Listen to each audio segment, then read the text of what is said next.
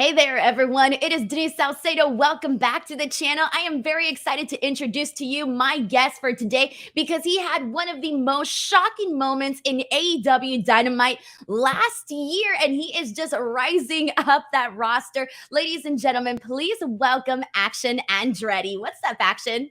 What up, Denise? Great intro there. Thank you for that. Yeah, I was like, man, I need to bring him in like hot, we got to get into like the I've noticed that whenever the intro is pretty good, I notice my guests get a little bit more like, yeah, here I am, I've arrived. Yeah, that was good. That was good. All right, well, let's go ahead and jump in, man, because I literally just mentioned, obviously, that you had one of the biggest moments in AEW Dynamite last year for during Winter is Coming when you defeated Chris freaking Jericho, who is a massive deal in the world of pro wrestling and a legend in his own right. So I want to kind of start off there because I think it's safe to assume that your whole life has changed since then. Talk to us a little bit about that and how things transpired. It's definitely changed a lot for the better. I've been doing more traveling than I ever have experienced in my life, which, I don't mind. I like it being on the road. We're here in San Francisco right now. Never been here, so I'm excited to be here for the week. We've got a big week coming up, big pay-per-view, and yeah, it's been really cool. I feel like I've been adapting very well, and it's just like I'm starting to get very, very used to it, and it's been a great time. I've been loving, traveling the world, seeing different places, and just getting to do as much wrestling as I've been able to do. It's really cool. So you mentioned that you're in San Francisco for the first time. So I got to tell you, go down to Fisherman's Wharf when you get the chance. It's very nice. If you get the chance, walk around there for a bit. Yeah, Golden Gate Bridge, really nice too. Try out some of that. The clam chowder, super famous there too. So maybe you might enjoy that. yeah. I'm hoping to see some cool things like that for throughout the week. So we'll see. Awesome, awesome. So here's the thing. I remember, watching Winter is Coming and, when this match with you and Jericho started going on. And I remember like thinking, you know what? I have a feeling. What if there's a feeling that Action Andretti actually defeats Chris Jericho? And at the same time, I was like, nah, it's not going to happen.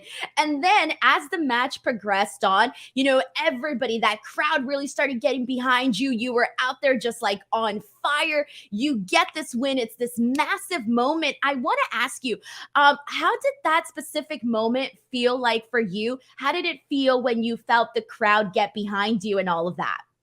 It's definitely something I will remember for the rest of my life. Just like hearing that 1, 2, 3, the bell, and like the fans going crazy. Like yeah, it was like a dream. Like it was an amazing feeling. Like I've never performed in front of a crowd that was that energetic and had that many people in the stadium. So it was really cool. And yeah, I was just really happy that like people were behind me, like because nobody knew who I was. And yeah, just to have the fans have my back like they did that night, it was very special because it doesn't happen very often, moments like that. So I was cool to like be the guy in that situation.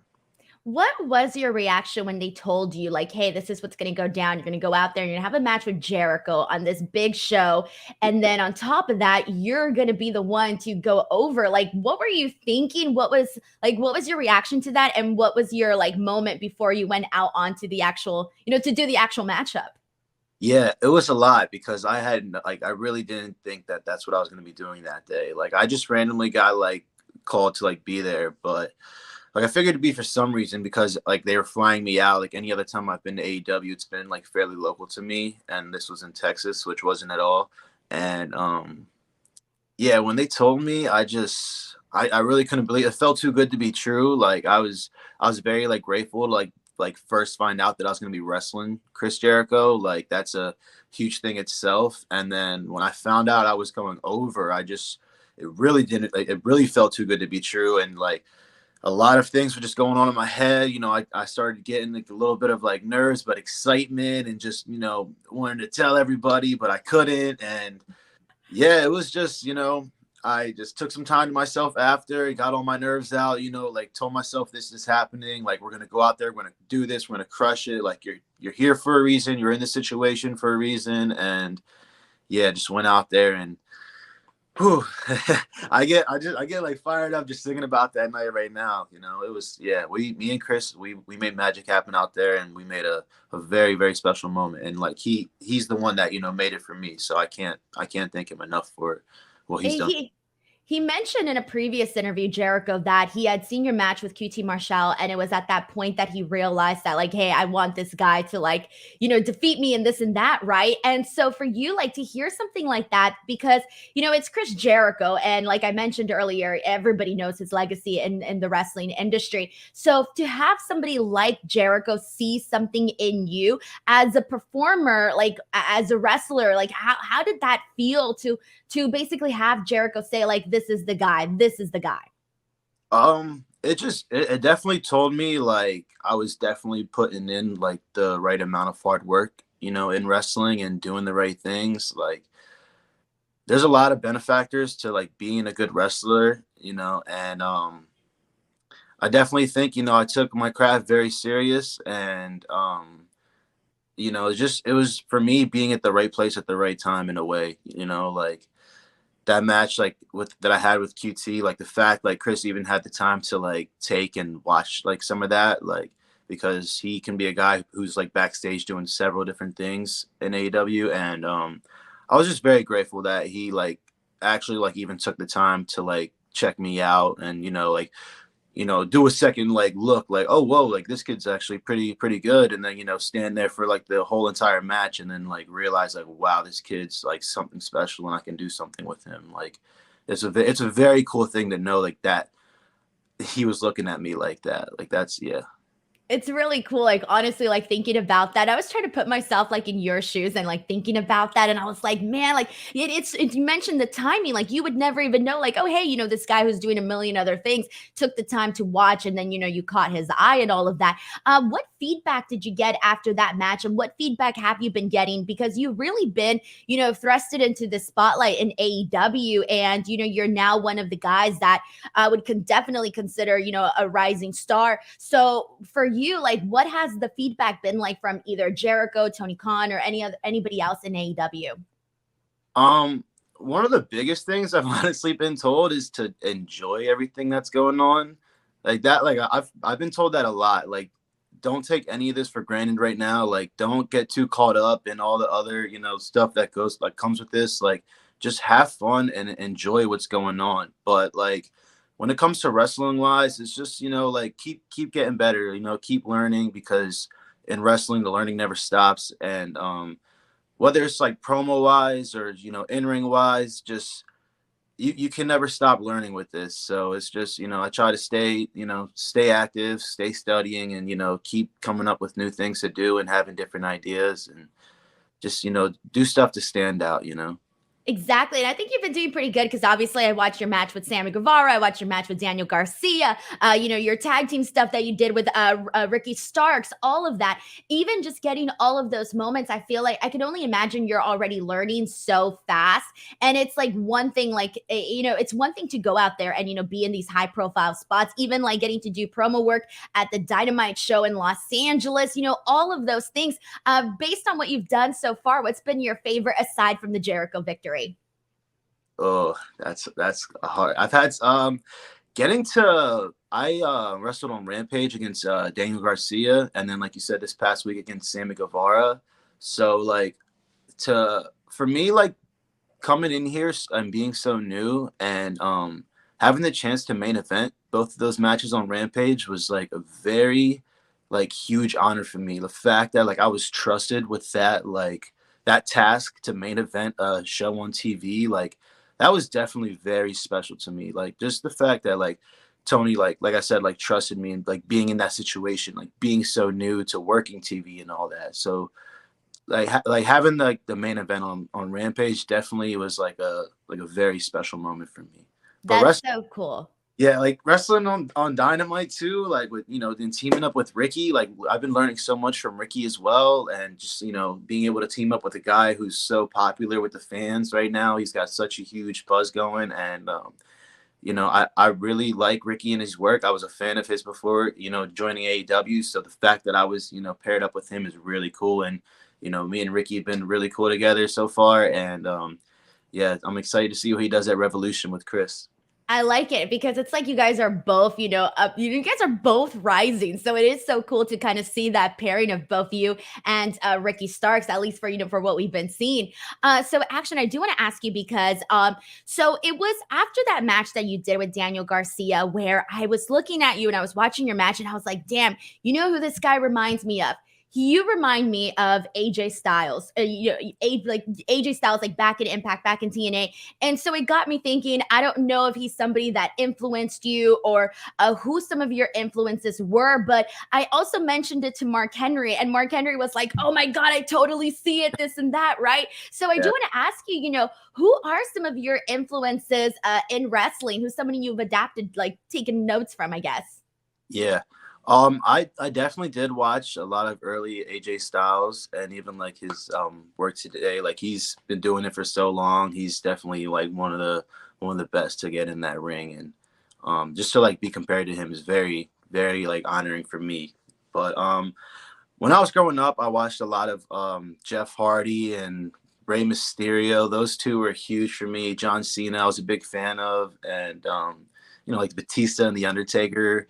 But like when it comes to my style, like Jeff Hardy and Mysterio, like those were my guys right there. And I would always have all their merchandise on and stuff. So yeah, I was a very big SmackDown guy as a kid. I could see it. Like I sensed it right away when you started naming all these people. I'm Yeah. like, oh, I can see what like, period and stuff you were watching and whatnot. So I do want to ask you because it's one thing to idolize people like Jeff Hardy, Rey Mysterio, watch AJ Styles, and it's a whole other thing to get in there and actually, pursue this as an actual career. So for you, what was that moment that you decided, hey, I'm gonna go pursue wrestling. I'm gonna, go to wrestling school. Like what was that whole thing for you? I just knew that like I didn't want to work a normal job. It wasn't really suiting for me. Like I was working a job and like every day I would clock in and I just like I knew I wanted to like do something else. Like I knew I had like physical capability to do, athletic stuff or whatever you want to call it. I didn't know what it was at the time. I was, bouncing around in backyards and stuff. But yeah, I typed in wrestling schools near me one day and just took a nice little drive to the wrestling school I went at in Maryland called MCW, and yeah, long story short, I saw a show that weekend and then I knew I wanted to be a part of it, and then I started training like 2 weeks after. And I like the first day I was in there, I fell in love. Like the first show I saw, I knew immediately, like, this is like, yeah, I'm coming here. I'm gonna be here all the time. Like this is gonna be my new home. Like I'm gonna be in here every week, a couple days a week. And I really was. And I was putting in a lot of work, and it took a little while for me to get on shows. I was training for about a year, working staff at all these shows, showing up like 5 hours before the show to set up, like putting in the grind. But yeah, it's what you got to do to get to where you want to be. It's definitely true. Like you mentioned, showing up early, helping set up the ring, do merch, do whatever it is that you kind of need to do for the event, right? And help out with, setting up and even afterwards, all the things you have to do after the shows. With that being said, I always like to ask people, what was like the reactions of your friends and your families when you're like, hey, I'm going to go be a wrestler? um, I definitely had some of my friends like have a good laugh about it, like but like they also were like, "Yo, we could definitely see like you doing this." Um, my mom, she was definitely very shocked. My first day of training was on my mom's birthday. So yeah, I always like remember that first day I started like wrestling. So like one day I was just like, hey, like mom, I'm not gonna be able to be here for your birthday because I'm starting wrestling school. So And what did she say? she looked at me like I had three heads for sure. But But obviously, they support you now. I'm sure they're your biggest supporters now, right? my mom would go to all my like back even like on the indies. My mom would be at all of my shows. Like she's definitely a huge Andretti supporter. That's so awesome. And you made your official debut in 2019, correct? Yeah. Okay, so when you think about that, given that we also had like a global pandemic in between, then when you made your debut and where we are at now, your rise in wrestling has been very, very fast. Did you ever think like, hey, I'm going to be part of like one of the biggest companies in wrestling period with AEW? Like, did you ever think things would happen for you so fast? Um, So I have seen it happen with other people, like happen so fast. So I definitely wanted it, and I had like the idea of it in the back of my mind. But like with that pandemic and everything going, like I kind of did think like, okay, maybe this will take some time, and it still kind of did, but I just knew like whether it would take like 2 years or 10 years, like one day, like if I put in enough work and I give enough of my energy into this, that one day it'll pay off, and like I always just told myself like one day this will happen. Like you just gotta tell yourself that you can't get too in your head. You can't give up. And I'm glad it happened now. Like you said, it did happen pretty fast for me, and I'm super grateful for that. And I don't take it for granted. But yeah, like I've seen it before. I've seen guys who have only done it for so long and make it. So part of me really like was determined to do that as well. You like manifesting it, but you also mentioned kind of not getting in your own head and stuff like that. I do want to ask you because it's not easy to pursue a career in wrestling. Your work, you're traveling so much, you're beating up your body, you're not in the indies, you're only making so much money unless you're at a certain position or whatever. So for you, what would you say was like the biggest challenges that you had to overcome to kind of make sure that you keep the ball going, that you keep consistency, and that you keep chasing that dream? Definitely just like with money and having to work, several different jobs and just barely being able to like put money in like the gas tank and drive into these shows for no money, if any money at all, and just barely having money to get by to buy food. It's the indies are definitely tough. Like it's definitely a tough grind, and like a lot of the times you are gonna come up and be broke. If you don't come for money, like it's hard to make it in there, especially when you have bills to pay and I've had several car issues I've had to like pay for, like because I would drive a lot, like we all do, like we are on the road a lot, and getting an oil change like once every month or 2 months, like my mom would be like, didn't you just get an oil change? I'm like, yeah, like I already racked up 5,000 miles. Like it's it's tough, but just keeping confidence and like having like believability in yourself like through all those like tough times, like it's really what it's all about, because one like through all those hard times, like they've all paid off. They certainly do, honestly. All right. So before we get into our final portion of the interview, I do have one final question for you. It's kind of tied in with what we've got going on today. So today we do got AEW Dynamite. You're going to be in the Face of the Revolution ladder match. You're in there with some pretty, a lot of great talent. Winner is going to go on to get a title shot for the TNT Championship. I want to get an idea of where your headspace is at right now. What are you thinking? How are you feeling heading into this ladder match? What's going on? I'm very excited for this. I'm definitely in there with a lot of big names in AEW, a lot of talent. Very cool to be like on the same graphic as a lot of those guys, and to just be featured on Dynamite another time. Where, like I said, we're here in San Francisco, California. I'm thinking it's going to be a very hot crowd tonight. People are going to be excited for the pay-per-view.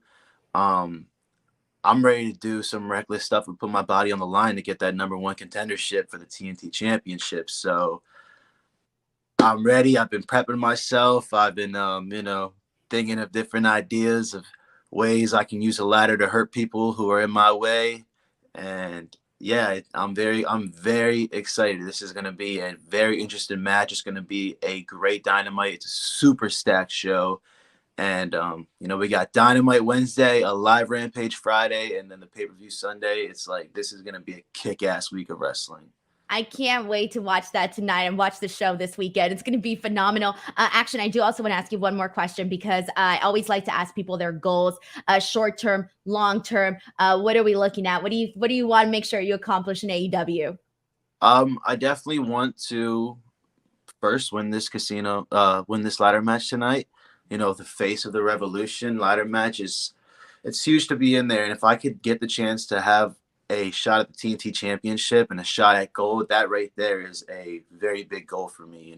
But just to keep racking up victories and getting my face out there and getting the fans behind me. The AEW fans are incredible. They get so into the wrestling and they appreciate us so much. So to just keep being able to go out there and display like what I can do in that ring and show myself and show what Action Andretti's about. Like that there is a goal in itself for me. So Hell yeah. Hell yeah. All right. Well, we got a couple more minutes left. So I got 10 questions.